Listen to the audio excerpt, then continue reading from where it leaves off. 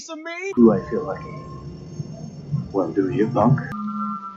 Good morning, Vietnam! I love the smell of napalm in the morning. You're gonna need a bigger boat. I feel the need for speed. I wish I knew how to quit you. Love means never having to say you're sorry. You do? You'll shoot your eye out, kid. The events that you're about to witness today is based off of a podcast. Hey guys, how you doing? Happy Wednesday. Welcome to a new episode. Welcome to episode 266. Welcome to the Texas Chainsaw Massacre, and welcome to the Cine-Men movie podcast. I'm your host Juan, and I'm joined by the cast, the crew. Ed? What's up, guys? So far, so good. How about yourself? Good. And also joined by the 4K bad guy. The 4K Nick? bad guy. What's up, everybody? What's It's been a while. The last movie we did together, right? Return of Michael Myers or Halloween. Yeah, it was Halloween, the return of Michael Myers. Last spooky season. Was it the infamous library episode? It was indeed. Where we talked about the library and all the movies that you can find at the library. So a whole year later, Nick is back and we're talking another horror movie. But Nick, the last horror movie me and you talked about was also the Texas Chainsaw Massacre. That was my quote-unquote retirement episode there.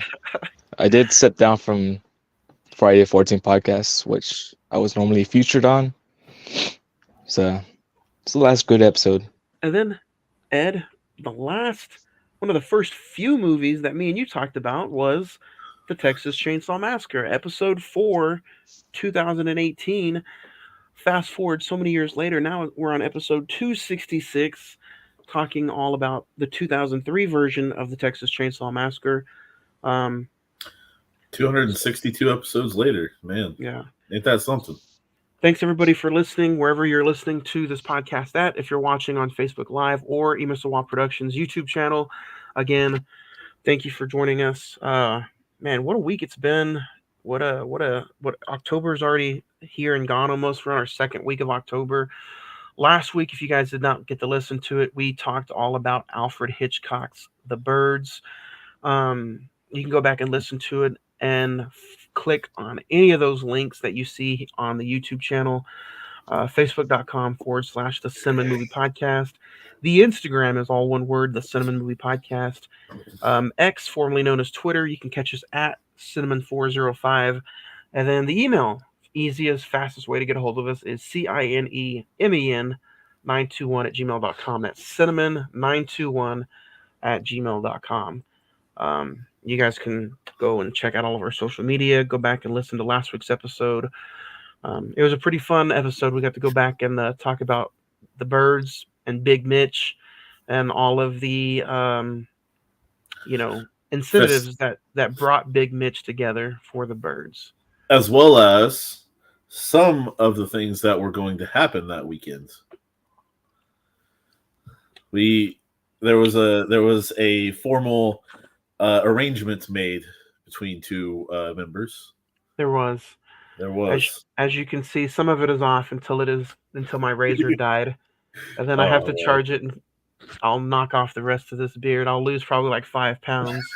I had my shit charging the entire weekend, and I was out in Dallas actually, and I was going to come home if it happened and go from there. So, but guys, let's get ready to get into the episode. If you guys haven't listened to it, go back and listen to last week's episode. The Birds, I believe it's also streaming on Peacock. So if you want to catch up, go watch it and send us some emails about the Birds and send us some emails about Texas Chainsaw. We're going to talk about emails, open the email bag next week on our Conjuring 2 episode. So let's start with you, Ed. Do you have any recent watches or anything you want to recommend to anybody? Well, I did watch The Meg 2. Not too bad, honestly. I really liked it. Thought they're leaving it open for a 3. So there's that, But yeah, it delves in a little bit more on the multiple side, not just one, but here come another one or two and all that. They're actually showing multiple, so there is that. Jason Statham, of course, is still in the water a lot. But yeah, no. Other than that, I gone ahead and got this movie kicked out and on the way. Yeah, that was most of my weekend movies. Had a lot of stuff going on. Short, quick week. Texas Chainsaw, Meg 2. Nick, what about you? What do you want to dive into? Did you have anything you want to recommend? Recommend. I recently had watched The Exorcist, new one. It's a decent watch. Don't go with high expectations. That's my advice. I got around seeing the new VHS movie, VHS 88, I believe. Or What is that? Is that the fourth or fifth one now? that's the sixth one. Oh, The third Shudder movie exclusive. Couple of 4K pickups that I actually got around seeing were Last House on the Left, the remake. What else?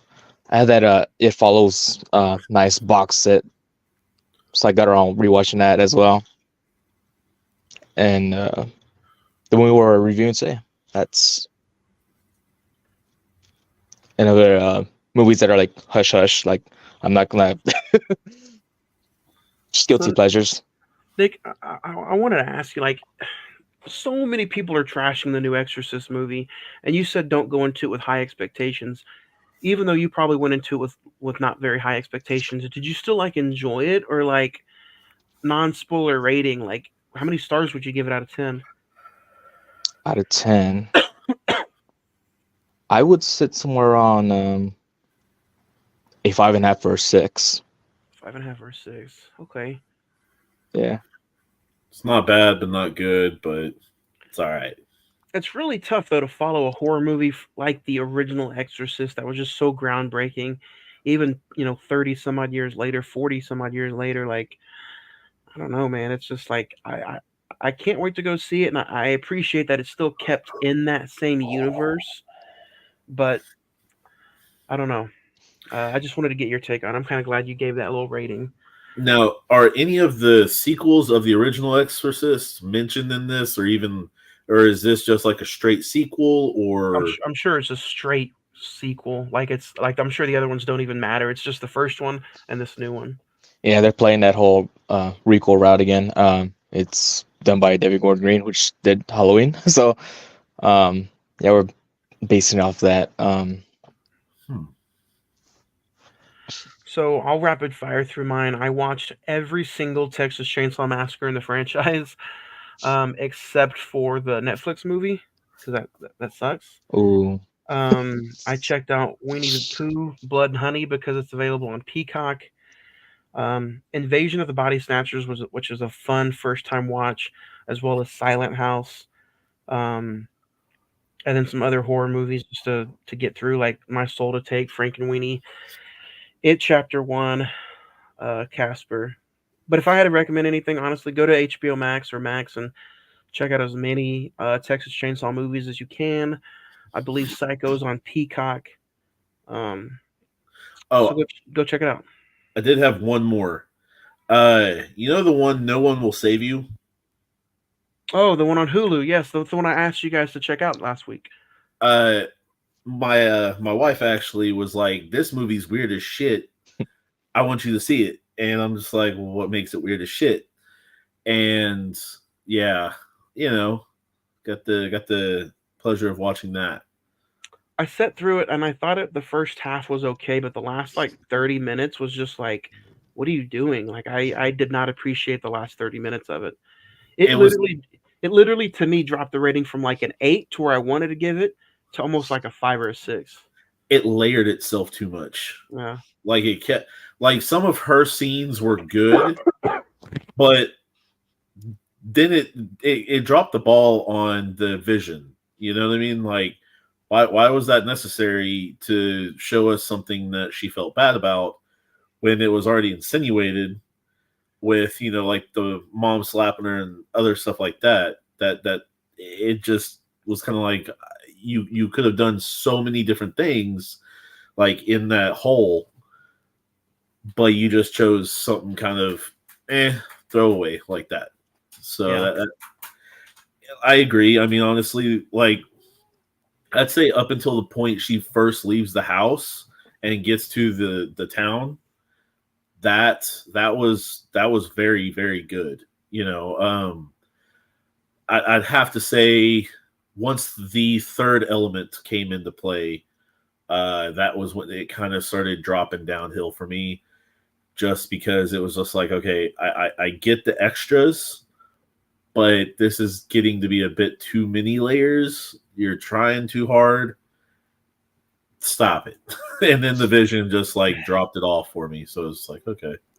Also joined here by Craig. Craig, do you have any recent watches or anything you want to talk about? Did you finish? Are you caught up with Asuka? And you checked out Low-Key? Ahsoka, I have not checked out Loki yet. I did finish Ahsoka. Didn't really watch anything this past week. Checked out Texas Chainsaw Massacre for today. Checked out the Red River Rivalry. And that was it.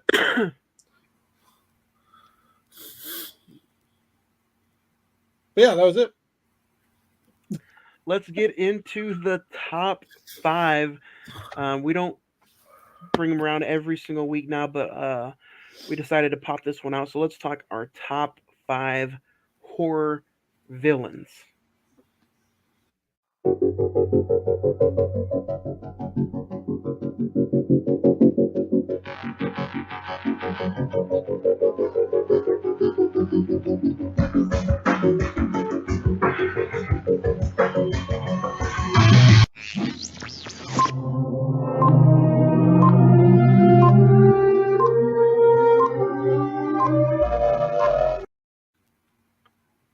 All right, guys, we're talking our top 5 horror villains. It could be any villain from any kind of genre of horror. It could be the icons that are always mentioned. It could be, it could be anybody. So let's get ready to talk about it. I have one honorable mention that I'll just run through. If anybody else has some, go ahead. We're going to talk about him today. The Sheriff, R. Lee Remy, from Texas Chainsaw: The Beginning and from Texas Chainsaw Massacre 2003. I was gonna mention something about him, but like I said, we're talking about him today, so I'll wait. Anybody else have any honorable mentions? No. Nick? I'll go ahead and throw in the Collector. I think he's a pretty unique killer. It's interesting. It's a creep.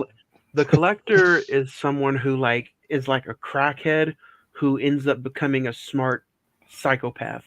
Like that's where you get the Collector from. Like if crackheads could talk, that's what the Collector is.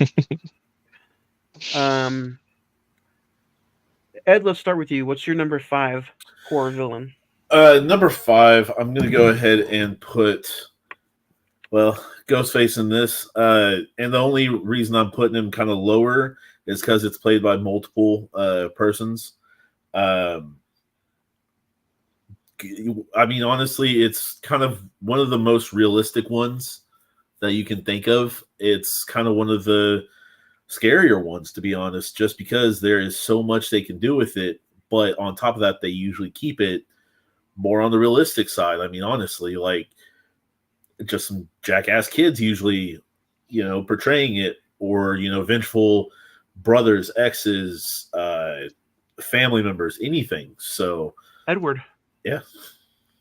Edward could be Ghostface.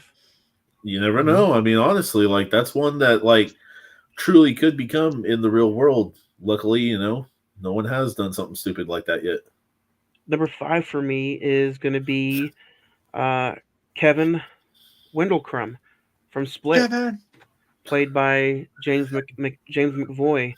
I wanted to pick villains throughout the horror genre that maybe have just been, somebody truly that you're rooting against. At even some point in a certain Texas Chainsaw movie, you're like, man, I kind of want Leatherface to do good in this. Same thing with Halloween. Same thing with maybe a Friday the 13th. Some of those movies, they turn the villain into a sympathetic a sympathetic foe, if you will. So I'm like, let me pick out some movies that almost throughout the whole movie you're just like, God, why can't this guy just die or go away? So number 5 for me is going to be uh, Kevin Wendell Crumb, or whatever of the many faces and names that he has in that movie from Split from 2016, played by James McVoy. So that's my number 5. Hedwig. Nick, what's number 5 for you? Mine's not really in the traditional slasher realm where it's more of a vengeful spirit ghost. I don't know. You mean from The Grudge, Kyoko? Oh, okay. Yeah. I just Nice. I'm a big fan of the. I mean, not to be the best movies of the genre, but I love the idea. You just essentially walk in the house and you're screwed, and she don't care if you're a kid, baby, whatever. She'll come after you. So that's the person you don't want to be rooting for either. But No Makes sense, mercy. no mercy, no F's given. Good game. Craig, number 5? Number 5 for me, I'm going to go kind of generic. Jason. I just think he's the big bruiser. You know, he's got a good backstory, and he's hard to kill. Just don't put him in space. That's my number 5. If you put him in space, he'll freeze over. Hell will freeze over. Edward, number 4. Number 4, I'm going to go ahead and go with Annie Wilkes. If most of you aren't actually, like, you remember she broke some ankles. Is she a WNBA player?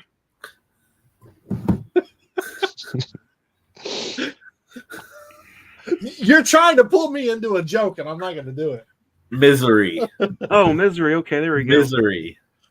No, man, another one kind of realistic. Another one that this is one that you just kind of, yeah. She was at first like, okay, like being a big fan and all that, but you're creepy, and then all of a sudden it went to, yeah, just no, you need to die. Oh, geez, yeah. Like she That's needs true. to go away. That's another movie that should be on the watch list this week. Misery. That's a good one. Number 4 for me. I'll get real quick through it. I watched it yesterday. Psycho. Norman Bates. Again, one of those characters that probably, like Ed said, can actually happen. But Norman Bates, just you despise him because of how nice he comes off. How maybe good looking he might be, the boy next door, and he just takes control and does away with his victims, especially in Psycho. So yeah, number 4 for me is Norman Bates. Nick, who's number 4 for you? Now I could go based off the generic, because I do have my big 4, but do I really want to just throw all the big 4 in the damn top 5 list? I'll throw in top 3, but for 4, I'll slide in Detective Hoffman from Saw. He's one of those crooked cops. Mm-hmm. Yep, that's a good one. So Detective Hoffman for your number 4. Craig, number 4 for you? Number 4 for me, man. I'm going to go, just because he's not the main villain, I'm going to go Pyramid Head from Silent Hill. It is a movie that I did watch recently. I completely forgot about it. I know he's not the main villain, but he's that presence when they go into, I'm not necessarily sure like what the second realm is called, but you hear the sirens, turns to night, and all of a sudden those pulling a gigantic sword behind him, and he's got this giant thing on his head, and he's swole. So very eerie, very freaky, and definitely not one that you would want to run into. So that's my number 4. Nice. Ed, we're in the top 3. Start us off. Who's your number 3? Number 3, Rose Armitage. No? Nobody? Get out? You get out. You get out. It was just like she's one that is just like, okay, you know, seemed real sweet, seemed honest and trustworthy and all that at first. The girlfriend, right? Yeah. And then real, all of real fuckable. There's that. But, you know, and then that's how they get you. Just shit down your throat. Easy and, there. you know, was, you know, playing an extremely, you know, messed up card throughout the entire movie. And once you see it again for the second time, it's just like some of the little things you pick up on is just amazing. Catch the nuances, yeah. Yep. That nasty white bitch. It's a good number 3, Ed. My number 3 is going to be Jack Torrance from The Shining. Episode 2. Episode 2. That, you know, The Shining is, again, one of those movies. It's creepy. Say what you will, whether he's possessed or he just kind of, you know, snaps and Chris Benoit's everybody. He's just, at the end of the day, he's just a villain that you want to just, you know, freeze, put him in the freezer. And I don't think the movie could have done as good with somebody like different playing Jack. I know they made like a reboot or a different version, like a made-for-TV version of The Shining, and supposedly, what's his name? The guy who writes the books. Stephen King. Stephen King. He liked that version better, and that's why nobody can remember his name. Stephen King, you know, why would you like that version better? I don't know why. But yeah, Jack Torrance is just an evil sumbitch, and that's a good movie. Jack Nicholson was evil. Oh yeah, portraying himself. Yeah. Nick, what do you got for number 3? Number 3, going with our boy for this movie today, Leatherface. Well, do you have a certain Leatherface, or is it just Leatherface in general? Ooh. You know, because the first film I've watched from the series was 03, so that's the one I lean towards more, just the overall look of this guy. That's good. But I've grown to love the characters all around. I think Chainsaw is a pretty unique weapon, even though it might stop at times, but that's all right. So hey, it still scares the hell out of people at the end of a haunted house. So it's an iconic sound. Like you hear the sound. It's like some bitch gonna get me. I think the chainsaw adds an element. Like just the sound of the chainsaw adds an element to them. Oh, huge! Because you know it's like the piano behind Mike Myers. It's when you hear the chainsaw, you know that it's him. You know what I mean? So, behave. Stop. Wrong Mike Myers. You went into the joke. You went into my joke. But to ask which piano, you know. Craig, number 5 for you, or not number 5? I'm going way back. Number 3 for you. Number 3 for me is going to be Jigsaw from the Saw series. I mean, I know he's kind of teaching them a lesson to appreciate life, and he's really only taking people who, you know, have the issues and addictions. We all have those. So his Mike McCarthy should be on his list next. He doesn't appreciate life. I agree. But yeah, Jigsaw's my number 3. Top 2, Edward. Who's number 2 for you? Number 2 for me. Let me take that back. I'm sorry. Dak Prescott should be on that list, not Mike McCarthy. Jerry Jones. I pity a fool. Number 2 for me is going to be Pazuzu. Pazuzu. No? Nobody? I don't know what kind of Reddit thread you went down, but Pazuzu, that's the chocolate cookie at that's a Pazuzu. Never mind. I was about to say what? Pazuzu. What the hell? Pazuzu. Yeah. The demon also from The Exorcist. People acknowledge the demon more to Reagan when the name. Yeah, But yeah, Pazuzu's the rule. because I mean, Reagan's not the fucking villain.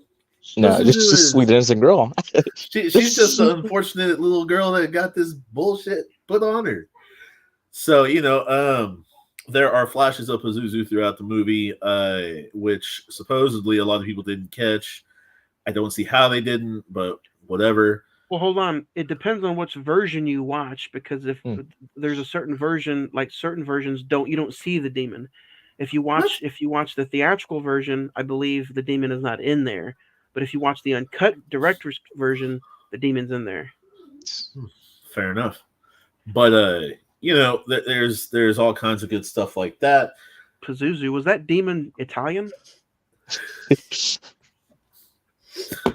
It does sound like some good cheese. Pazuzu. But the Pazuzu on the plane too, Somewhere there's an Italian man saying, "Let me give you an extra It's stick." an unused magic spell from Harry Potter. Oh my god. Pazuzu, yeah. That's a good one. That's a good one. Fucking start just like convulsing like you're fucking possessed. But yeah, that would be my number 2. That's a good one. It's Bastard. It's Bastard. Number 2 for me is Freddy Krueger. I wasn't gonna use any of those big icons, but the moment you start fucking up my sleep, you're a villain to me. And Hell yeah. Is that why you do get it bitchy when I call? Yeah. Some of those sleeping. Some of those teenagers probably deserved it in those movies, but when you're just trying to sleep, just let Change me my be. mind. And it doesn't matter if it's Robert Englund or the other guy, Freddy Krueger as a whole. Just don't bother me while I'm asleep, unless you're trying to wake me up and give me some breakfast. Breakfast. It's a breakfast. Yeah, That's what he means. Breakfast. Memphis. So yeah, Freddy Krueger's number 2 for me. Nick, who do you have at 2? At 2, your number 3 is my number 2. Oh. Jack Torrance. Or Jack Nicholson, just overall, I mean, terrifying man. Even as the Joker. Johnny. Even as a Lakers fan on the sidelines, he's terrifying. That's why I can't watch the games, unfortunately. It's there sitting.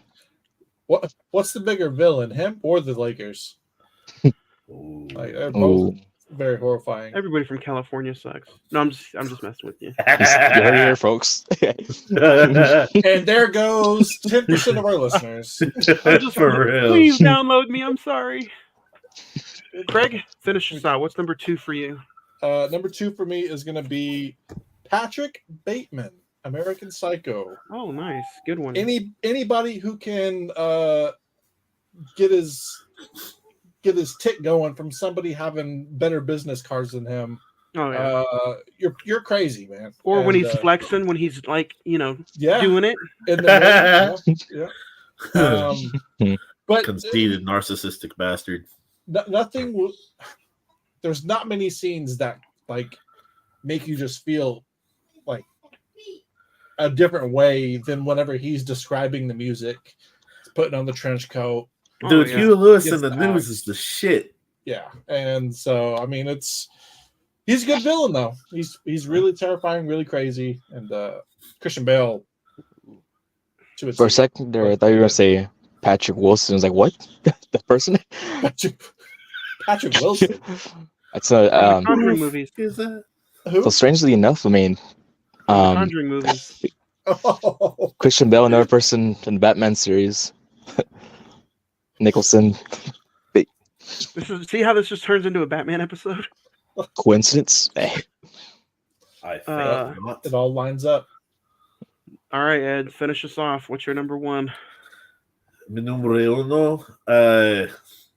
I'm gonna have to go with my all-time favorite, Michael Myers. Dr. Evil or Michael Myers, sir. His name's Michael. It's just Mike. The character, the horror character. No, in all seriousness though, like that's one that like I've always kind of flocked to. whether it's the original run as bad or as good as you think it is, whether it's the new run, whether it's the Rob Zombie run for that matter. Watch your mouth. You know, or whether it's the greatest one of all time, you know, Resurrection, like, so yeah, He's not gonna stand for this. I know he hates that one. Don't you disrespect Busto, okay? But no. For a nice video later tonight, you guys just watch the Facebook Live video later that I'm going to post up, and you'll see my hatred for Halloween Resurrection. What grinds his gears? But no, a certain live video just for you guys right after the episode. But in all reality, Michael Myers is my top villain no matter what. Just always been that way. Simple. Nice. Oh. Talking about villains and horror, though, did you hear what's coming up as a video game? What's coming? Killer Clowns from Outer Space. Oh, nice. That should have been your number one. You could have led into that. Since you're trying to promote stuff without telling me about it. I just thought it was... I don't fucking know what's, you know...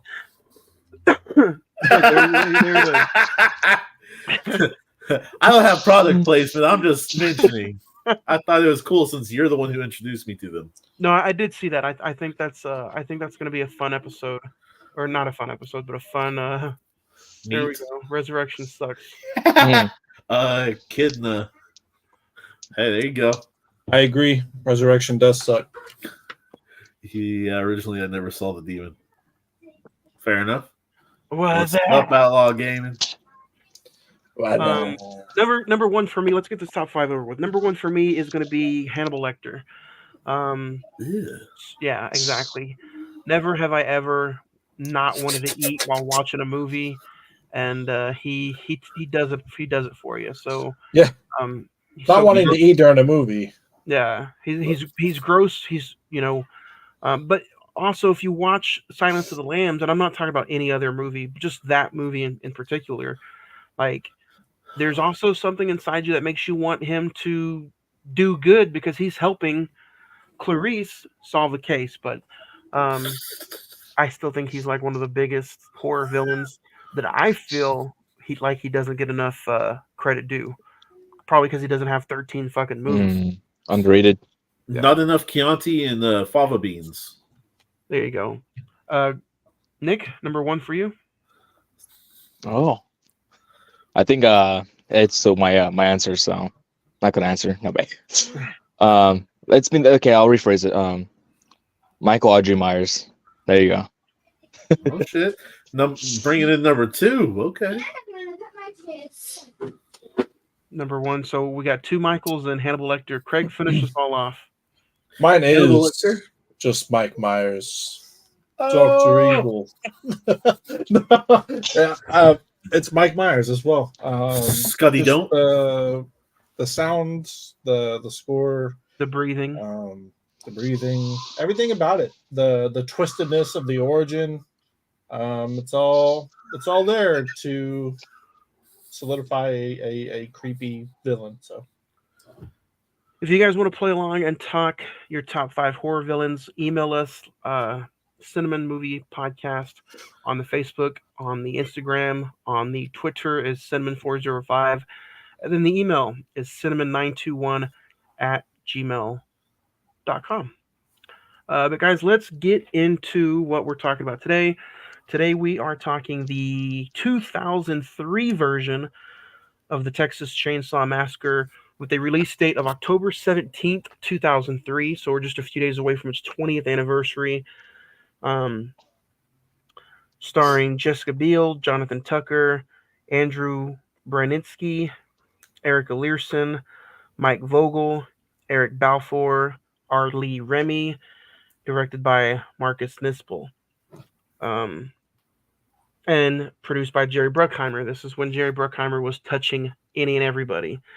IMDb has it at 6.2. Rotten Tomatoes is at 37%, while the Metascore sits at 38%.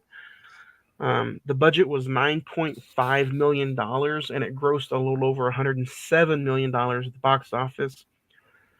After picking up a traumatized young hitchhiker, 5 friends find themselves stalked and hunted by a deformed chainsaw loon and his family of equal psychopathic killers.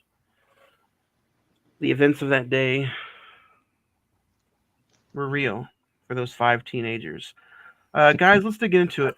We talked about it in recent watches. Nick, you went and saw The Exorcist. How can you make a reboot, sequel, requel with the movie, the original, being so just unbelievably amazing? So let's talk about it. We'll start with you, Nick. Do you remember the first time you watched Texas Chainsaw 03, and what was it like revisiting it for the episode?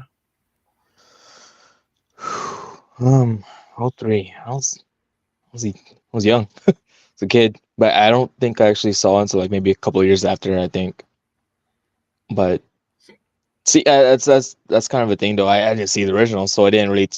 Nothing was tarnished at that point. Oh yeah, for sure. I remember my first initial viewing. That was good, and it was like years later on until I started knowing about the other previous before that. Nice.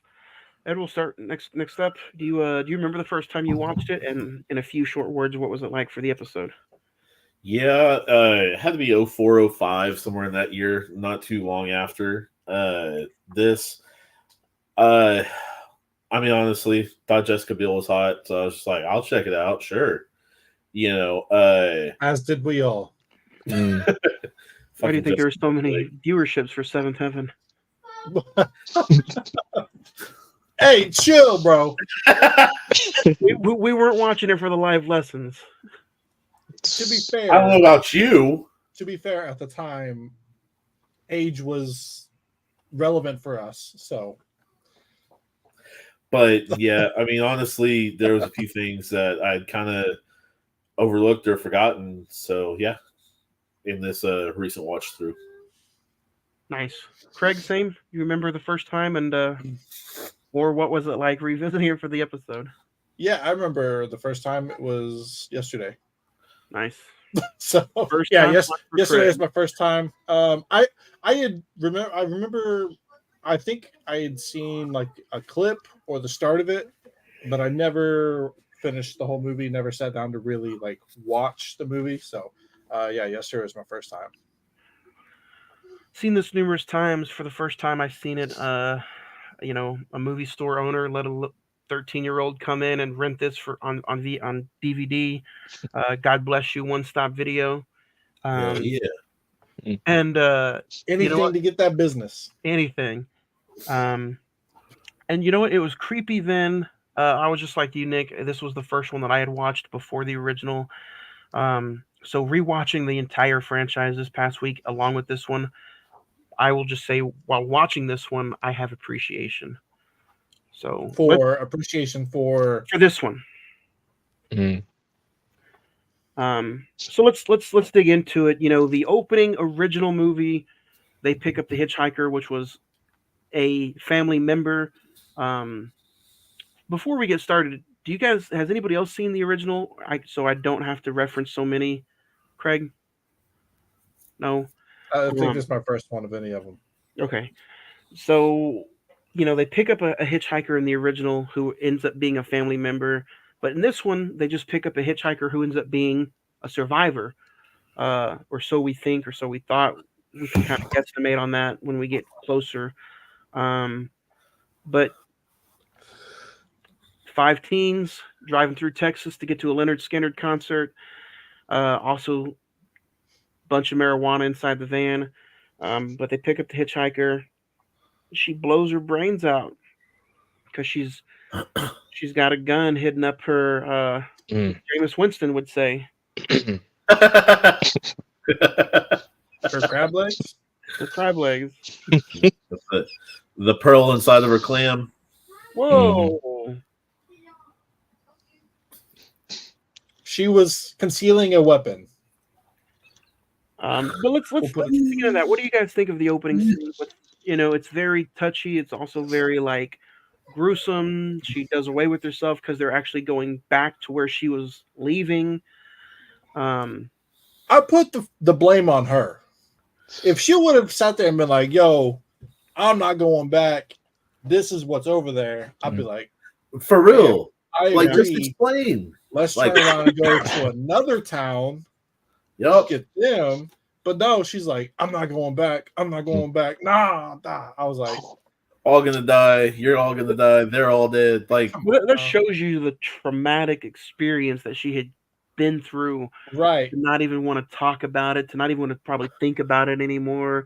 But She's she just finally escaped, and her first thought was, if I have to go back, I'm going to kill myself. Instead of like trying to break it down to them, because I understand you have to do it to move the plot forward. Right. But I mean, like, they it could have irks just me a little like, bit.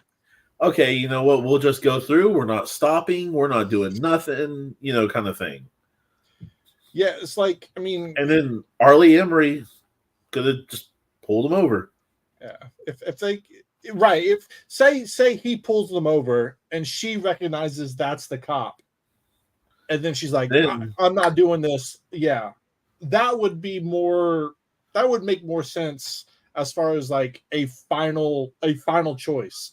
But she did it when there was plenty other options for them to choose from, and it's like, at that point, it's like, I think you just wanted to do it. But did you try? Yeah, she didn't try. She was a quitter. So would you guys, Ed, you've seen it, Craig, you haven't. So would you guys, and same thing with you, Nick, if you want. So would you guys rather have the hitchhiker be a family member like in the original? Because in the original, they pick up the family member. They don't know who he is. He cuts himself, freaks them all out. They kick him out of the van, and they continue to go on while he's still following them on foot. Hitchhiker? Do you even need a hitchhiker? How would you guys want them to get to the town? I think because we got to remember the whole plot of the movie is them calling the cops, and the cop ended up being a family member. Part of it. Yeah. I was gonna say, I think the original idea of the family member trying to get picked up and then having a whole incident happening, I think that's like a more like sinister, sought out way of the family trying to lure people to be killed. Whereas like picking up the hitchhiker who had just survived. I mean, I understand why they do it in this movie because fast forward, it kind of comes full circle, but I think the original idea is better. Honestly, I don't even think you need a hitchhiker for that matter, just because like they're going through the town either way. Yeah, but then you run into like a House of Wax type thing. This is true. Yep. Nick, what about you? You think you like the hitchhiker in the original, or do you like the hitchhiker in 03? Kind of like both iterations, but with the 03 version, I mean, they had to start out with a bang, right? Literally. But it's a brain bang. But it's pretty creepy not knowing that you have this psychopath on the van, and then turning out to be a villain, while this one's more like a terrified person. To me, as a viewer, if I'm watching this for the first time and I see that she doesn't even want to talk about it, she doesn't even want to focus about it, she just offs herself like that and says you're all going to die, and that's the way the movie starts off. To me, as a viewer, as a first-time viewer, I'm like, holy shit, if that's what happens in the first 5 minutes, what else other kind of hell is looming them if she did that? What is this Leatherface going to do that we haven't seen before? I think both ways work. I think the picking up of somebody who's a part of the family and not knowing what's on the other side of a simple call to the police to try and get them help, I think that's eerie in its own way. But I think, like you said, her being a part of it and just the thought of going back to what she just got away from, she would rather die than be tortured again, is also very disturbing. This movie, in its own universe, spawned off a sequel which was produced as a prequel. It came out in 2006 called Texas Chainsaw Massacre: The Beginning, and it happens years before this one. And you can see how the sheriff became the sheriff. You can see how the guy with the old grandpa with no legs, you can see how he gets his legs chopped off. So if you guys want to go out there and check that out while you're listening to this, you can. It's on HBO Max as well. The whole waiting around for the sheriff comes and you start getting the dialogue, the torture from the sheriff. What's our opening thoughts on Lee Remy as the sheriff? A lot of you guys know him as the drill sergeant in Stanley Kubrick's Full Metal Jacket. He's or gunny. the sergeant from Toy Story. Or Yep. the coach from Saving Silverman. Yeah. Or okay. But We'll just go one at a time. Yeah, just one. what do you guys think? He's kind of the the one who leads this group. Would you guys think of the sheriff? I mean, he's just that voice is iconic. I mean, you immediately know as soon as you hear his voice. Like, even if you don't recognize his face, you're like, that's the voice from. That's the voice from Toy Story, Mom. Yeah, that's personally me. But, I mean, it's just he has that voice that's iconic. It doesn't really match with anybody else. He's very, even when he's not trying to be, his voice is very unique, pressing. And so, like, when he's just talking to you, you get that uneasiness that he's being a hard ass, even though he might not be trying to. So it's like, and just like Full Metal Jacket, he was given full reins to kind of just go free and have open dialogue and who said that? Kind of do whatever he needs to do as far as improv and stuff. Yeah. So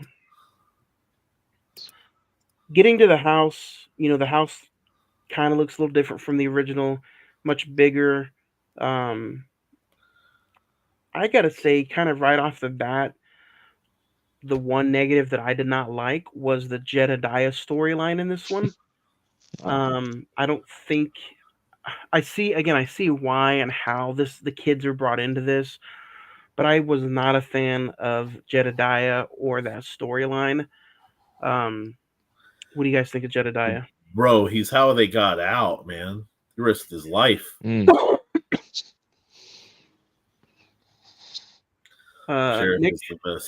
do you want to chime in? Did you like the Jedediah storyline? I mean, it kind of he saved them, but I mean, he's really just kind of just there. Not really. Like, he does add somewhat to it, but it's just like this little kid. And I mean, no, Papa, don't hurt her. He's the same kid from The Ring, isn't he? Me? No, he looks like the one from the Scary Movie. Oh, shit. Like, honestly, but I don't know. Jedediah, just a dirty little kid. Right? In reality, all you need is Leatherface and the sheriff. Those are like. Yeah, I mean, I agree with you, Nick. Kind of adding him into the fold. I mean, you could have it in there as like there's a bigger family than just the sheriff, the mom, the grandpa, or the no legs guy, and then the Leatherface. But I think also having him in there, I don't know. Like I said, I haven't seen any others, but they using him as possibly being the next Leatherface. I don't know if that's something that happens or not, but I think that's a plot line that they could have used. It just felt like honestly, a few wasted scenes and a wasted, character. And I know they wanted to be different from the original. The original was filmed like if it was a documentary, like if you're watching something you weren't supposed to be watching. And I know they added characters to this one, but I just kind of felt like it was just a wasted character. I don't know. It's something that could have made this movie like a 9 for me and kind of just like lowered it down a little bit. Just because, like, I also have that I wanted to bring up. What do you guys think of the other additional family members, like the big lady, which is the mom, the grandma, and then you have the sister, which was confirmed that it's it's Leatherface's sister in the other trailer, who kidnapped the other little girl. So you have all these again additional scenes and additional family members. Like Craig, like you said, did you guys think it should have just been the sheriff, maybe 2 family members, and Leatherface, like 4, or they kind of opened it up and added like 3 or 4 extra here? I think if you keep it fairly simple, it's you have just keeping it fairly simple. I think is all you really need to do. And yes, he is the kid from The Ring, Nick. The Ring 2, and The Rings. Oh, yep. He's actually an American attorney. Well, he needs to sue somebody for them teeth that they put in his mouth in this movie. Here, put these on. Nick, did you like the additional family members for this film? In this movie specifically, as far as Big Woman, I think I love her in the beginning movie. There's for that one specific scene that I'm pretty sure you know what I'm leaning towards. I love her in What's Eating Gilbert Grape. Mm. Oh no, wrong big lady. I'm sorry. No. But their setup was pretty nice, very deceiving. They try to play off like, where's nice 2 young women, or I say young, 2 nice women. You're here, have some tea, whatever. But there's always those characters throughout the movies where they try to play you like, yeah, they kind of fit the role. Very nice. Just one of them big old sweet Texas women that are like, bless your soul, have some more extra sweet tea. Hospitality. Yeah. Yeah, and it's just like, when all in reality, bless you means like she probably like, let me eat you. Mm. The whole gas station scene is just, I mean, as a traveler, if I were to walk into a Buc-ee's or 7-Eleven or some other gas station and I saw flies chilling around the meat and it was all decayed and everything like that, I'm not going to be like, this is the perfect spot to get some help. I'm going to be like, yo, I'm out of here. What are you talking? That's extra flavor, by God. Extra protein. Oh, yeah. It's like, I blame the people for getting in that situation because they didn't see the signs. Here's your sign. It's the Ace of Base. And that was the gas station for the hitchhiker, right? Or was it after? They went to the gas station after the hitchhiker? Yeah. I can't remember. Yeah, she killed herself and then they drove up. That's what they're trying to. Yeah. He'll meet you down over by. Why stop? Why stop and get barbecue? And you got barbecue in the back seat, baby. You know what I'm talking about? It's lasagna. He's about 2 hours out. Yeah, and if they told me like, oh, you got to go here to meet the sheriff, I'm like, dog, I'm rolling this chick out of the car. Mm-hmm. Y'all can deal with it. It'd have been like told you what's going on. It would have been like Will Smith in Independence Day. Let me just leave this here with you. Yeah,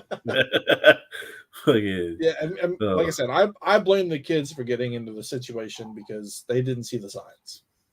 Yep. What are we supposed to do with a dead body in the back of our van? What you do is on your own.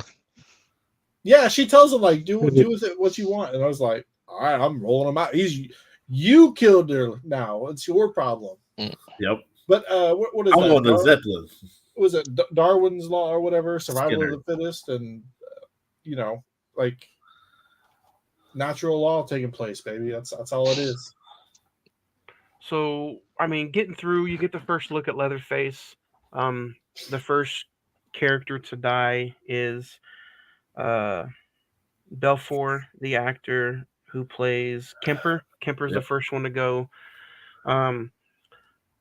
First look at Leatherface. Craig, we'll start with you because this was your first time watching him in a movie. What'd you think? Did you like the way he looked in this movie? Was he too big? What do you think?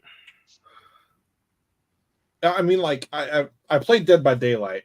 I'm sure Nick might know what it is. But like they have all like it's a collection of villains where like one person's the villain and 4 people are trying to escape and everything. So I've seen him that character kind of in that game, but like that moment that he pops out and hits the guy, and you see the blood splatter on the TV, and then he starts just dragging him. You're like, oh shit, that's getting real pretty quick. So like, I like that part. I like how it didn't just come in and you see him, and he's like in a hallway, and he's like starts chasing him. I like how it's just quick, boom, first kill, get him chained up, and you're like, okay, so this is where, like, it's the whole setup for the first kill. You see, he's just gonna brutally get him. You see that he's got a whole setup underneath in the basement, so you know that the house is a part of the entire plot. And so, you know, it's just, it gives you everything you need to see in that first one. Nick, what do you think? Do you like the way he looks in this movie compared to some of the others, or? Yeah, this was probably ranked number one, and then his classic look in the original movie. But going based off the introduction, like, because it does kind of take a while before you actually get to see Leatherface's character in this movie. But with that blood splatter on the cartoon, on the TV, the character's reaction always kind of cracks me up. Yeah, I mean, you kind of get the same reaction in Texas Chainsaw beginning, where like the moment a female sees him, they look at him, and then before he even does anything to him, they just scream in his face. Like, bitch, he hadn't even touched you yet, and you're just screaming because the way he looks, you deserve to get butchered. You know what I mean? How dare you judge a book by its cover? Which, okay, like, there's several different things, like, especially what kicked me the most in this movie was the butcher farm. Like, the Bar S factory? Yeah. I was just like, why in the hell would you go there when there's so much in that house that looks like a meat factory gone wrong? You talk about at the end with the chase scene with Jessica Biel? Yeah, where she went through all of Rocky's body bags. Maybe she goes in the meat factory because she thinks there might be help there. Might be working phones. Might be more employees that could help out. She didn't see the prequel, Edward. She doesn't know that that's where he used to work. No, but at the same time, like, that thing looked worse than the freaking house did. Yeah, but I mean, at least you're running away from where everything initiated. You know what I mean? Yeah. Was there really much options to run to? Yeah, I mean, you're in the middle of nowhere. Meat factory. It's not like she can run out across the street and go to Walmart. You know what I'm saying? Like, there it is. H2B, Texas.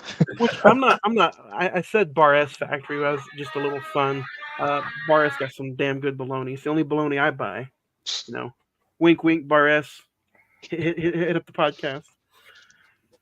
I'm not gonna say that. So you guys kind of all agreed, Edward, you like the look of the Leatherface character in this movie as well? Yeah, I mean, honestly, well, there's multiple masks too. It's not just the one. Not in this one, I don't think. Is there? Is there just like one or two? 2 or 3. I was about to say, I know 2 because she wears Kemper's face as a mask. Oh yeah. Whenever she goes down to the basement, just looks at her, and it's just, she's like, oh shit, you know. But yeah, no, it brought a bit more of a sadistic side to it, as well as getting to reveal the Phantom of the Opera behind the mask. You know, kind of crazy, but hey.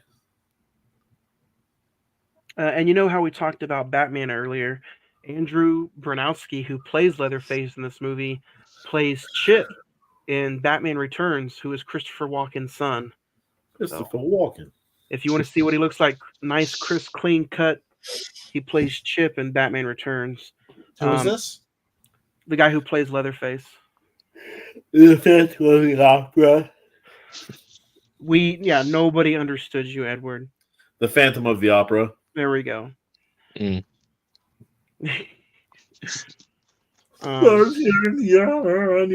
He was doing his best Leatherface impression. Fuck it. Okay, let's talk about something else in this movie. You know, all these Texas Chainsaw movies, except for the first one, has all the gore you need. This movie in particular, is the gore too much? Or if not, how does it do for the gore for you guys? The part where he's peeling the dude's face off, Like, I mean, I know it's a part of his whole thing, but I was like, ooh. Like there were a few times where I actually said "ugh" out loud. Like it was. I mean, I don't know. That's good. Ooh. The part that always gets me is whenever what's the guy? Forgetting the character's name, but when Leatherface is bringing him downstairs and you see his nails kind of just dragging against the walls, like always gets me.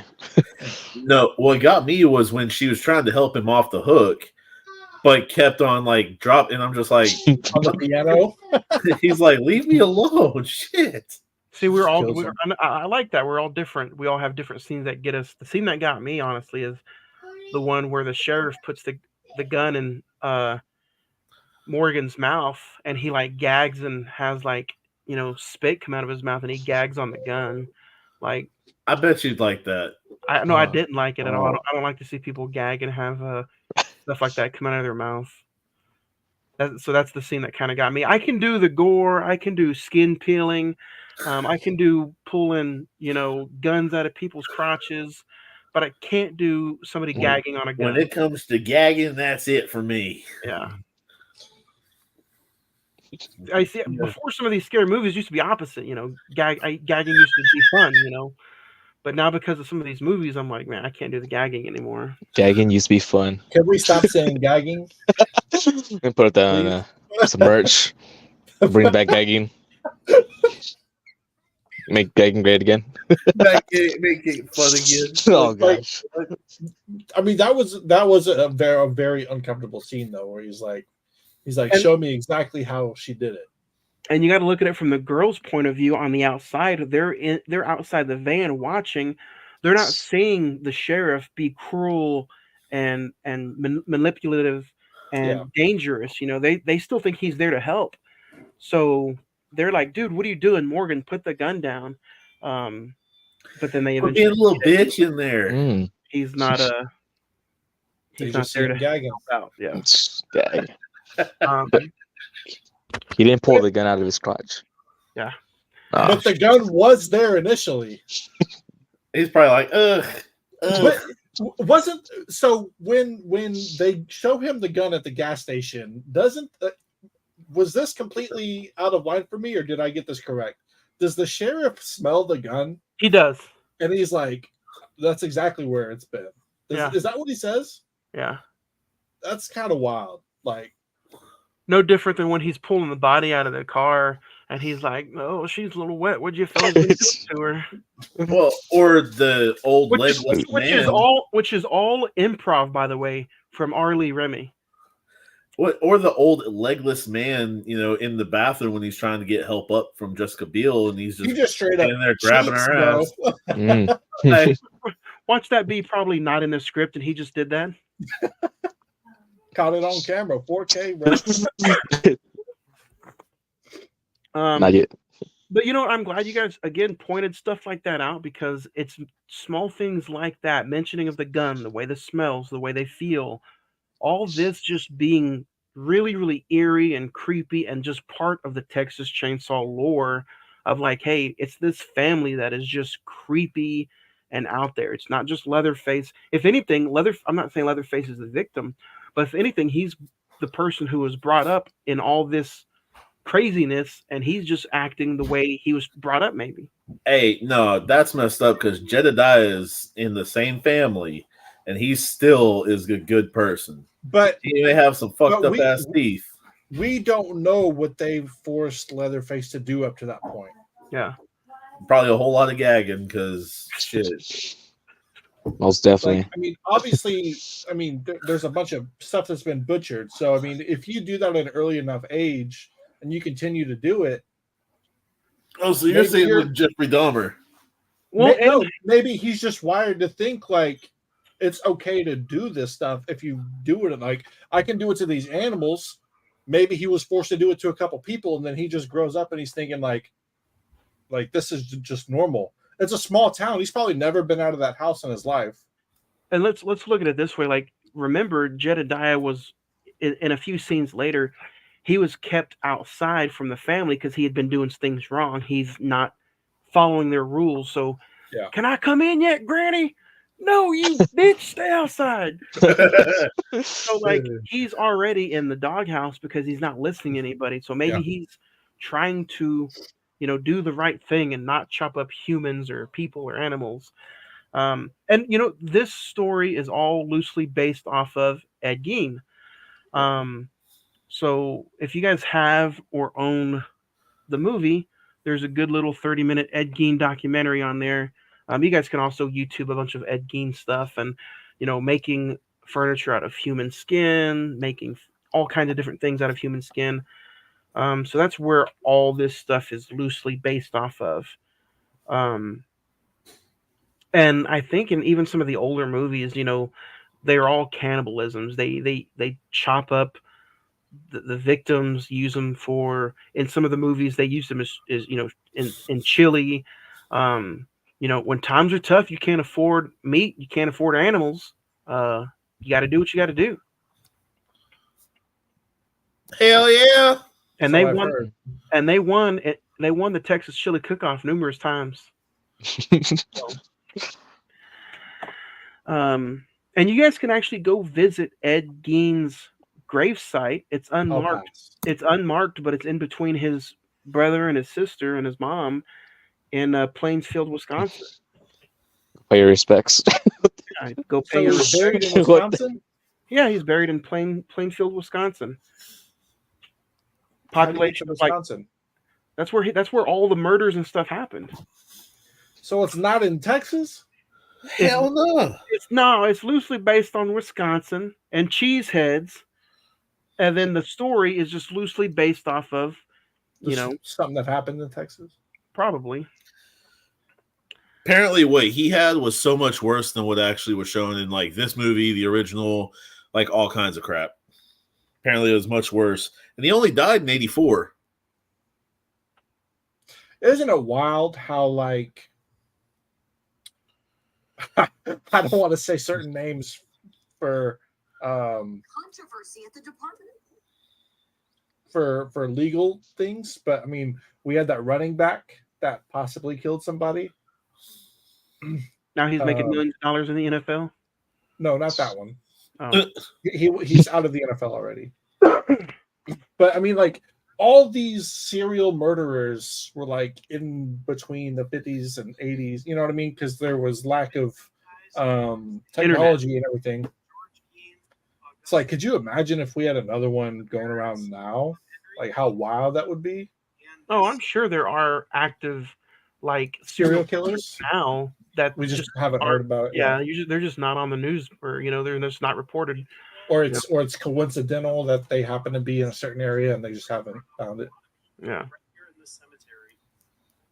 Like, it's just crazy. I don't know. But let's get back to the movie as we focused off and talked a little bit about Ed Gein and some of the stuff out there.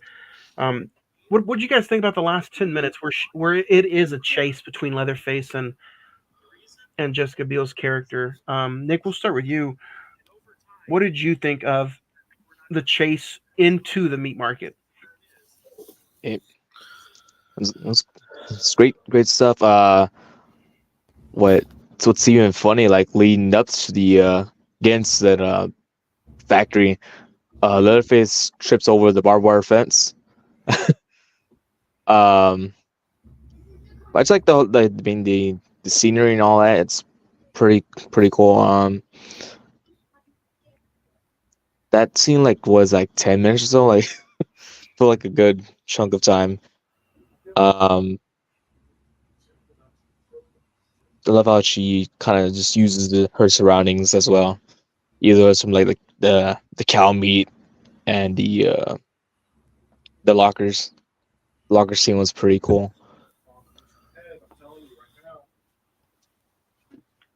Yeah, I kind of have the same thoughts and feelings. I enjoyed the meat market.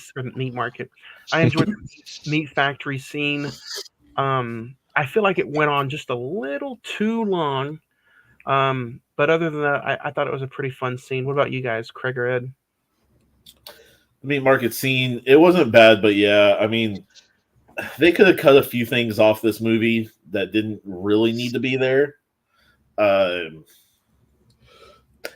it's good, but there was just a few things that were just like, okay, this is a little overkill. Yeah, I agree. I think you're talking about when you're just seeing everything hanging from the ceiling, right? Is that what you're talking about? Or are you talking about just the last like 10-15 minutes, the chase scene of going through the meat market where she eventually gets one up on him, he loses the arm, right? And then she escapes. I think it's just something. I mean, like, I don't know. She cuts his arm off with a butcher knife, and like that bitch sharp though. I know it's sharp, and I know it only takes a few times, but she hits him once here. He can't like, you know what I mean? Like, she surprised the shit out of him. She hits him 4 times before he's like, what do I do? You know, like, I understand the dude doesn't look the brightest. But you know what? She has that 7th heaven on her side.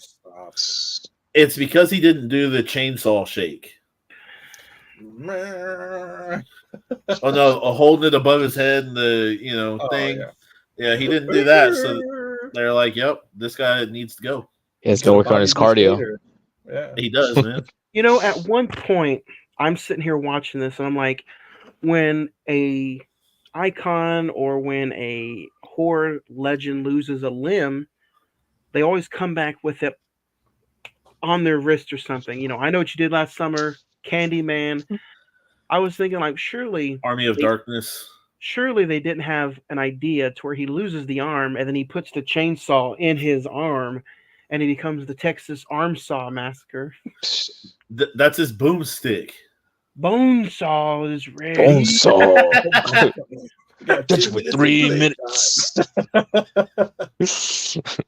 That's Spider-Man. Yeah. But no, anyway, I kind of feel the same. Like, I didn't... Losing the limb was good and was fun at the time, but looking back at it, she shouldn't have been able to make it out.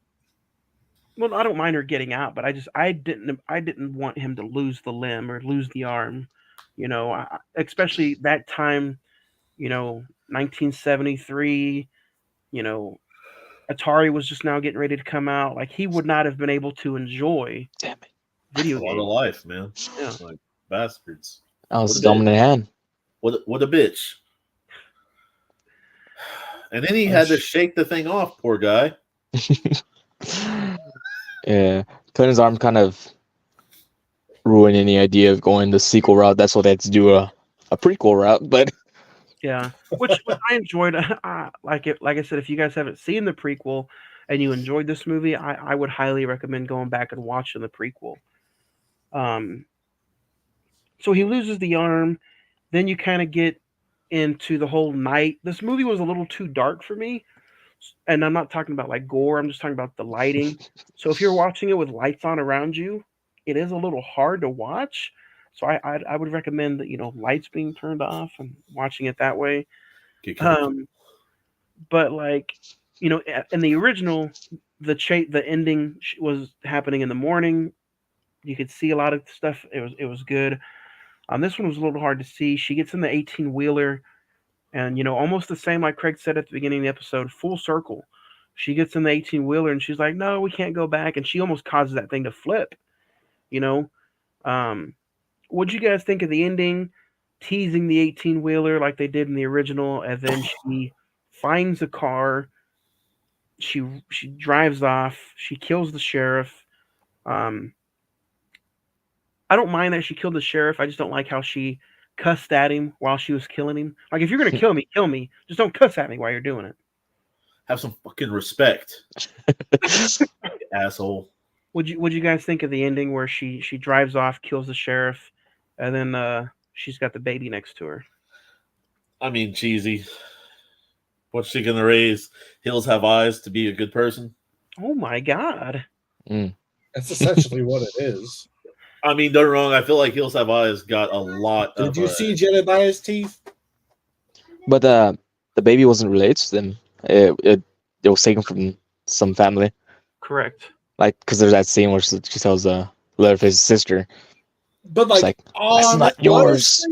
Honestly, would you want to keep that baby after you like that's a reminder of that whole instance.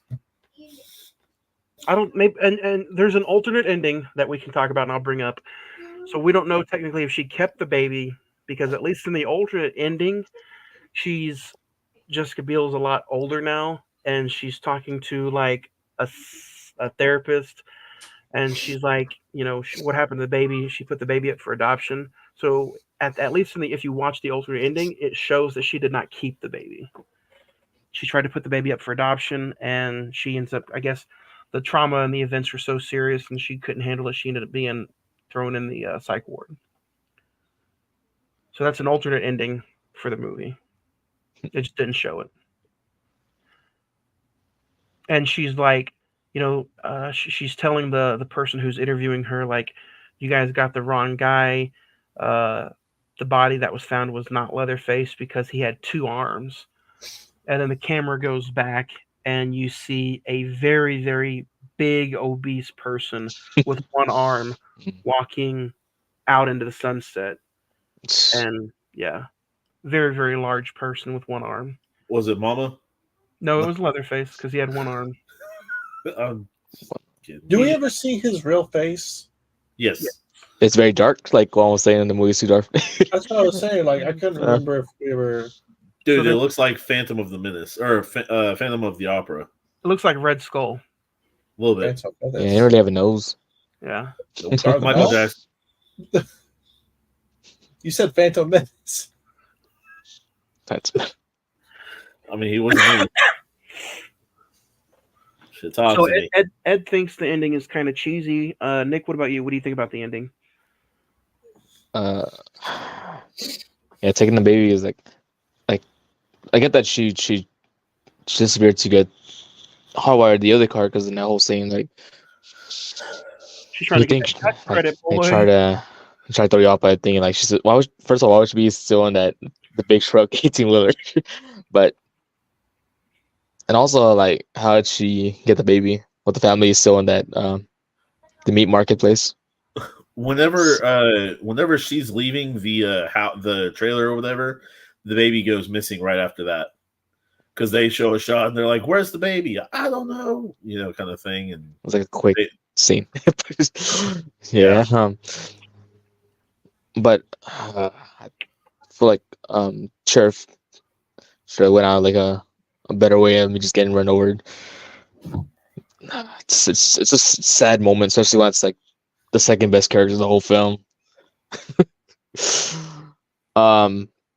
Where Leatherface popping up like towards the end out of nowhere, like with the chainsaw with 1 arm.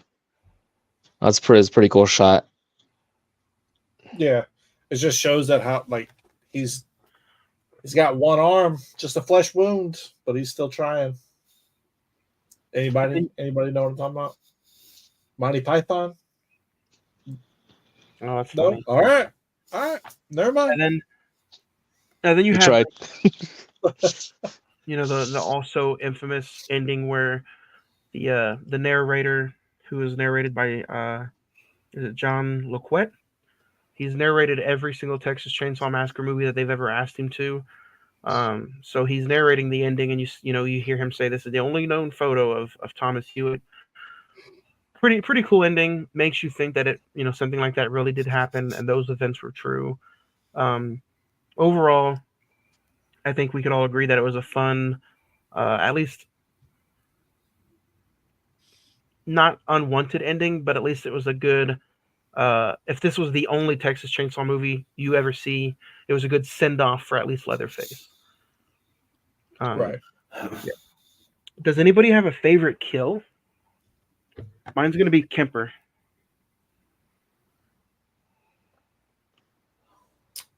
Yeah, the first one, I'd agree with that one.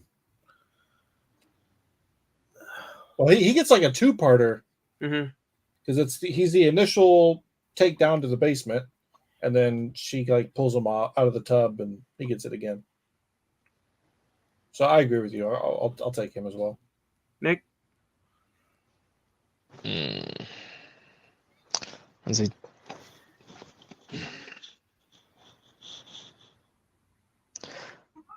As stupid as the kill is, I would just say the the friend hanging up on the hook, and then freaking Jessica Biel stabbing him in the stomach. That I mean, it's not even by Leatherface, but you see the idea. Like he's like, end it, finish it off for me, and she doesn't like go for like at least finish off with 7 in the heart or some. She just gets the stomach. She just gets the stomach, and he just bleeds out slowly. So stupid. Ed, you have a favorite kill?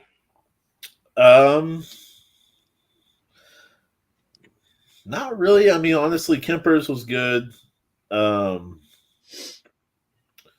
would be the only one I could really truly kind of go behind, though. So Kemper. All right, Ed, don't go too far. You got a favorite scene? Favorite scene? Probably the end. I mean, honestly, like the chase at the end. The meat scene that you did not like, but your favorite scene. Rocky Balboa's factory, you know. The Schmeat factory. Schmeat Mac. Ed was just like, oh, there's meat. Wrapped Extra up. meat. Wrapped up. If I had to pick a favorite scene right offhand, I think it would be the initial scene where you probably get Leatherface on top of the van, and that's the first time that the girls really see him, and so I'd probably say that's my favorite scene, is the first time that everybody else sees Leatherface. Here's Johnny. What about you, Craig? My favorite scene, like I said, Kemper's kill. Just how quick the whack was. The whack. He's dragging them down to the basement. You just see him kind of putting them all together, doing some stuff to them, puts them in the tub, and so it's like you go from kind of unsure what's going on at this house and what's going to happen, and then just out of nowhere you get them, and it's kind of like it's like a you feel just kind of like that release. You're like, oh shit, like it's happening. Stop it. I didn't know how else to say it, but like you like, you know what I mean? Like every time something unexpected happens, like you get that like emotion. Oh shit. All right, screw you guys. Nick,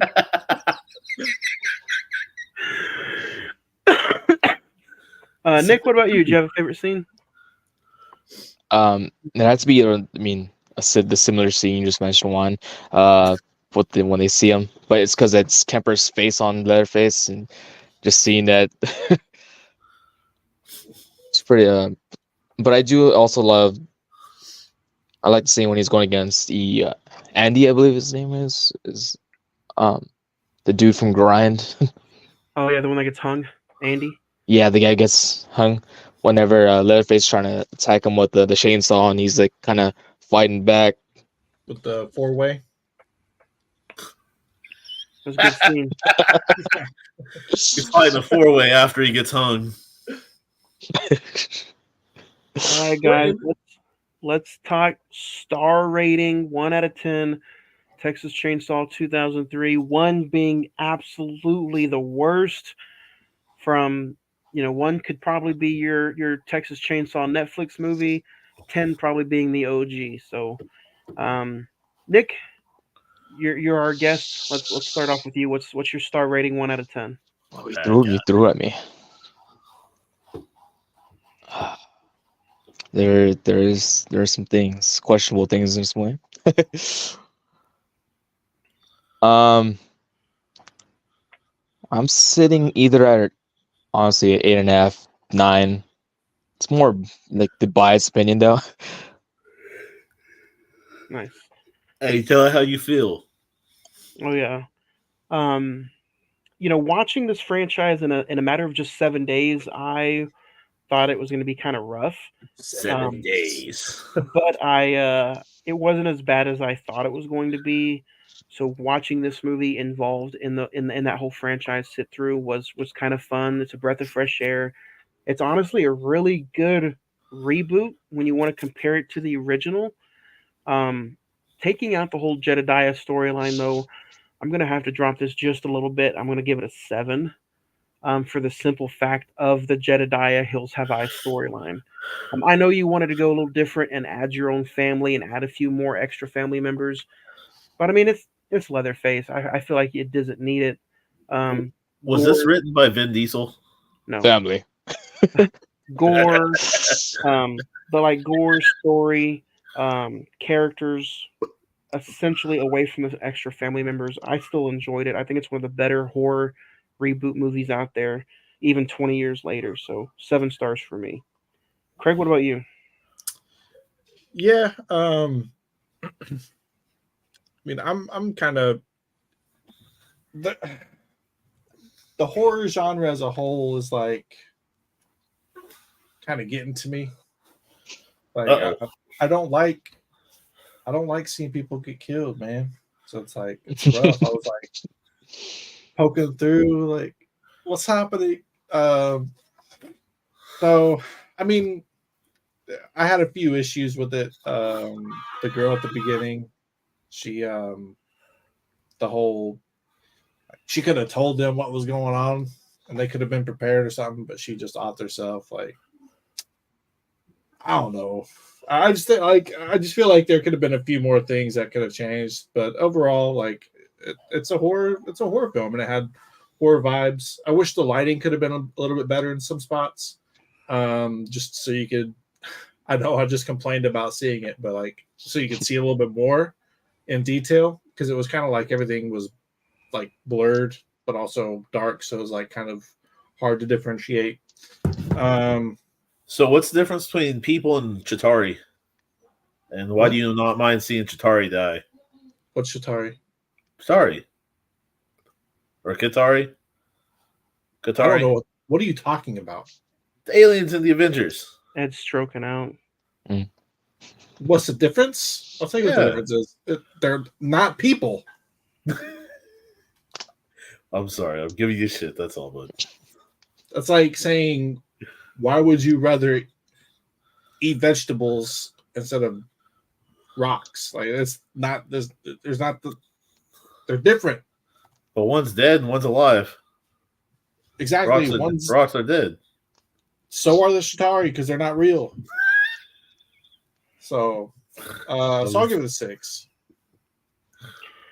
Craig gave it a 6. Ed, star rating? I'm going to go ahead and go with a 7. Jessica Biel gets a 9.5. Not from you. No, you're true. That's right. 12. But you okay? But I think it was funny because how quick I said it. That's funny. But yeah, I mean, honestly, there was some stuff that could have been cut. There was a few problems. There was a few storylines that didn't need to be in there. Overall, it's a good movie. It's a good way to kind of explore it, but at the same time, like, some stuff's not necessary. So, well, guys, that was our star rating. That was our review. That was our conversation about Leatherface and the 2003's Texas Chainsaw Massacre. Next week, we are diving back into the Conjuring universe. We're talking The Conjuring 2 from 2016. This is Zach's pick. So hopefully Zach will be with us next week to talk about the Conjuring universe. Is it an overrated universe? Is it an overrated movie? We'll talk about it next week. Don't forget, emails is also coming back next week as well. So yeah, Texas Chainsaw Massacre. Anybody have any final thoughts before we close the coffin on this episode? Motherfucking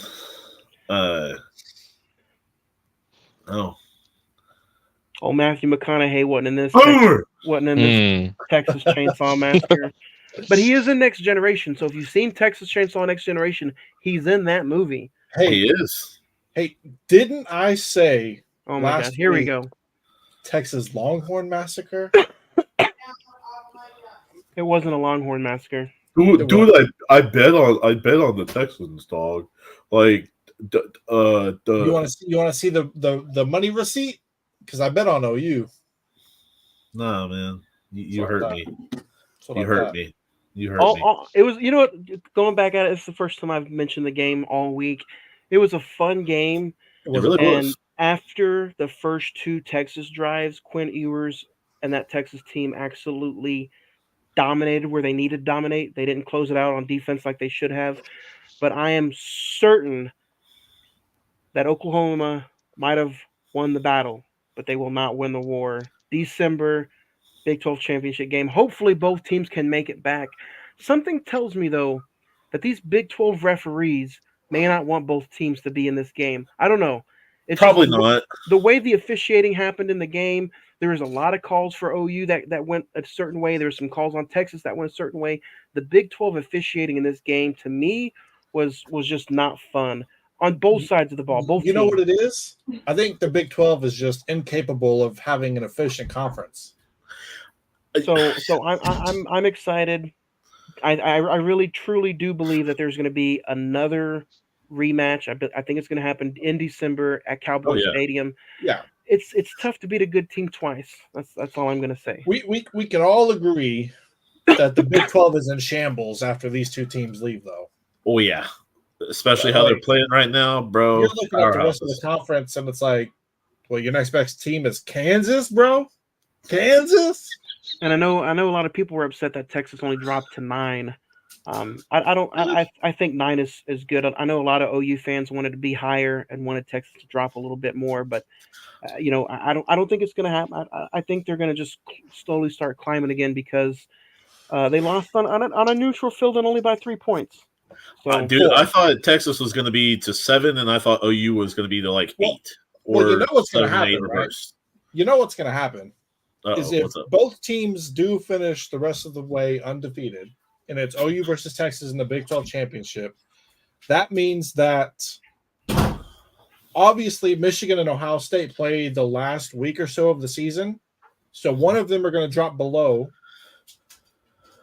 Oregon and Washington play this weekend. So if Texas keeps losing, Oregon, Washington, one of them have to lose. It could be a top 5, top 6 matchup in Arlington. Oh yeah, an all-timer and one final goodbye. Big shootout. 12. What a fumbling the Red River rivalry from the Big 12. What a stupidity, bro. Stupidity. Yeah. And Bedlam. I mean, honestly, you're like what, second or third best? You're losing your 2 best rivalries in the conference. Let's face it. Bedlam is not a rivalry because Oklahoma 100%. Just dominates that series. 100%. So look, man, if we get beat by y'all, it's fun to see it. Okay, it's only a rivalry because you get to talk trash to your neighbor. You know what I'm saying? Like if they were out of state, it wouldn't be a rivalry. So next week we're back at it again. Conjuring 2. Nick, the door is always open. Anytime you want to, come in and talk some movies with us. We're here. Appreciate this episode. Anybody else that's out there, thank you for your support. Thanks for watching. Thanks for listening. We'll talk to you guys next week on another new episode of the Cine-Men Movie Podcast.